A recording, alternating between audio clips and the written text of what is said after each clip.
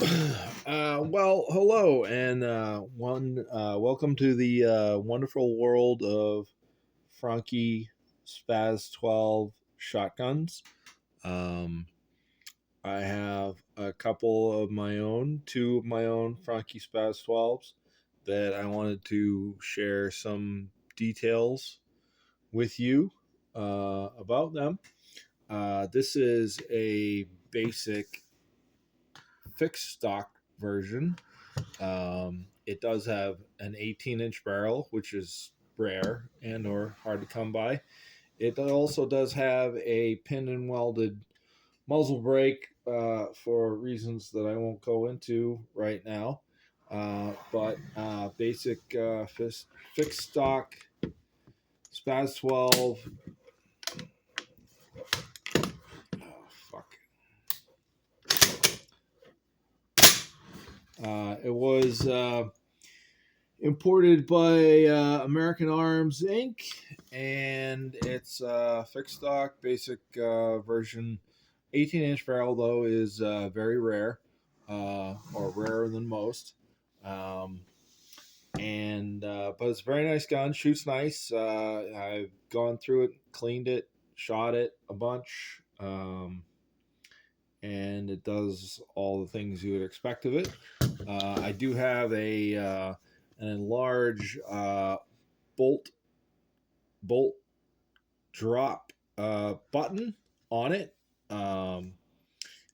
These are relatively easy to do. You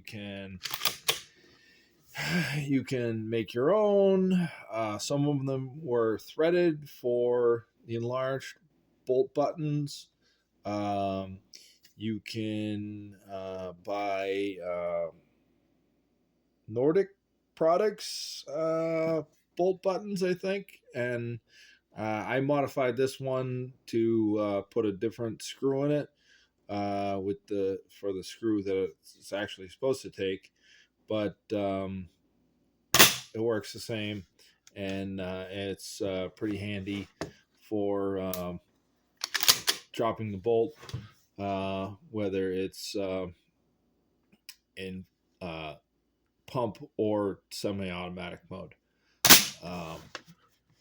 You can just bump it with your palm, and if I put it into pump mode and I put the action safety back on, I can pump it, I can put it back in, and the pump slide moves back to the forward position. If I do it again, same thing. You can load it, it's loaded, whatever. You hit the button with your palm, it goes back to the ready position. This is a basic newer version, imported franchi SPAS 12 shotgun. But what I kind of really wanted to talk about today was this one. This is the prized jewel, if you will, of the collection, or my collection at least. It has some interesting features. It is a folder. It has the full folding stock. I don't have the hook. I don't like the hook. I don't need the hook. I don't want the hook. It doesn't matter, because everything about this gun is more important than having the hook or not having the hook. It is the folder, like I said, though, but the fundamental, this is also an 18-inch barrel. It has a threaded muzzle protector, which you could, I can't take it off. I'm not going to take it off, but you could put on attachments to the threaded barrel, etc. But again, 18-inch barrel, very, very rare, very hard to come by. But the most rare thing about this gun is that it is a non-imported early production prototype. And we can tell that because of certain features. It does not have any import markings on the left side of the receiver. It has different markings on the right side of the receiver.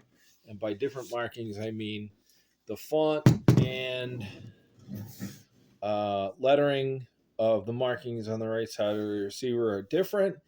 And it also has what is only seen on early production or prototype guns is a grip safety.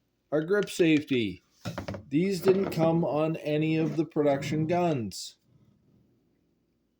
Oh, let me try to fucking fold this. Oh, still pretty stiff.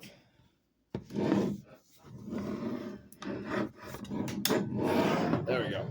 So now you can see it better. You should be able to see it better. This gun has a grip safety. It's an extra safety. How many safeties do you need on a SPAS 12? You have the action safety, you have the crossbolt safety, but in early production or prototype modeling, they figured you needed a grip safety. Grip safety being the fact that you have to grab the gun with your hand on the pistol grip, compress the grip safety before you can squeeze the trigger, assuming the crossbolt safety was off and the rapid release or action safety was also disengaged. So this makes this gun one of the earliest pre-production prototype guns that are known in existence. And that's not the only thing about it that makes it that way. One of the interesting features about it is the folding stock. And the folding stock, besides the fact that it folds and does its normal thing, it also has a rapid disconnect feature to it. So on most of the normal guns, where this part is a sling swivel clasp hook, if you will call it, whatever you want to call it. On this gun, very early gun, it is not. It is actually a way to remove the folding stock entirely from the gun. So it has a specific mechanism, and you're able to rotate the barrel of the drum backwards, which is a locking mechanism in itself, and then it has two pins on either side of the gun, where the gun would normally have only a through crossbolt. Yeah, and they're pretty tight. Shit.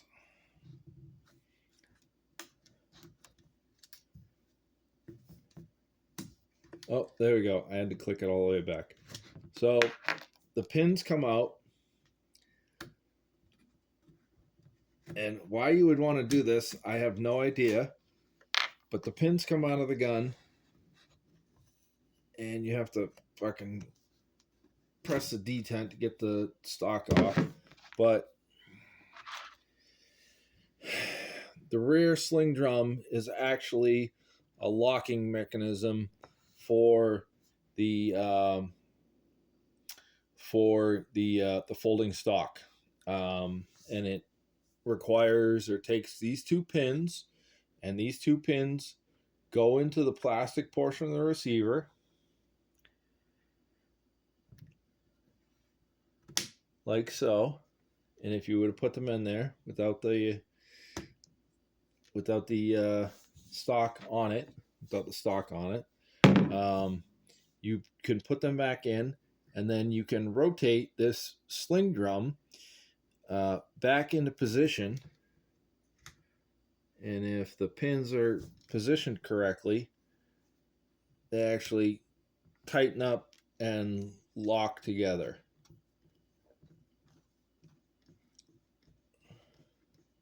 I think that one's locked.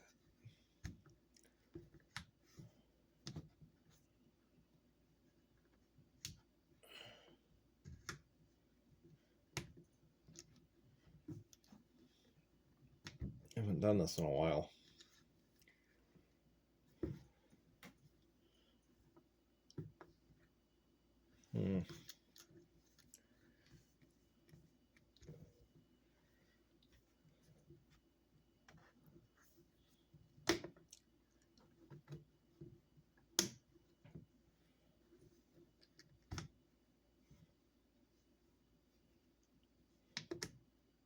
Oh, there we go.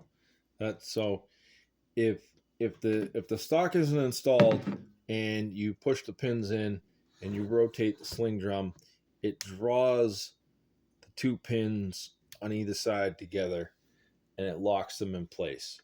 So if the stock was on and the sling drum is engaged, it locks the pins in place, and the pins are the pivot pins for the stock essentially at that point, and then they are locked in place. And this one happens to have an alternate sling swivel for a sling, because the sling drum is let's be honest, a really shitty solution for attaching a sling.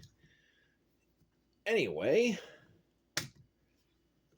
so if you rotate the sling drum backwards, you can remove the pins. Pins are removed. And then you can put the stock back in place.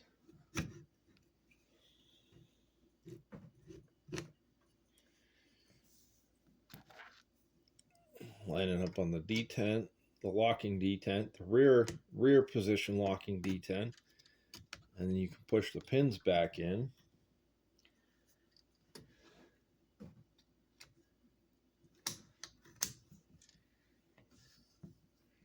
Push the pins back in. Let's see if I can do this without blocking the view.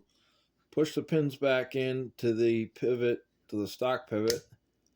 Start engaging the sling drum, and the sling drum draws the pins into the locked position. And then the sling drum is locked again, and the rear stock folds again and is reattached. Why you would need to do that, or you would want to do that, I don't know. This is how they design the early guns. This is a pre-production prototype.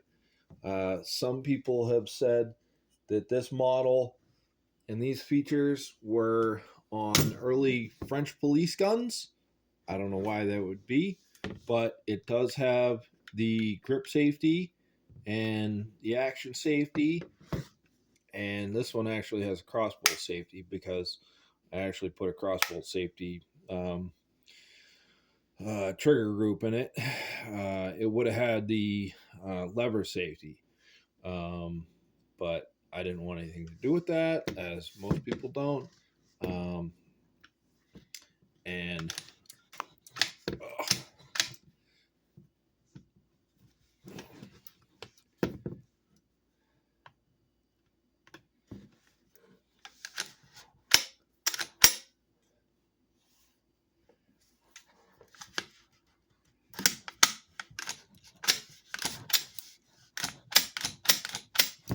wow, okay, wow. I guess I haven't fucking oiled or cleaned this thing for a long time then.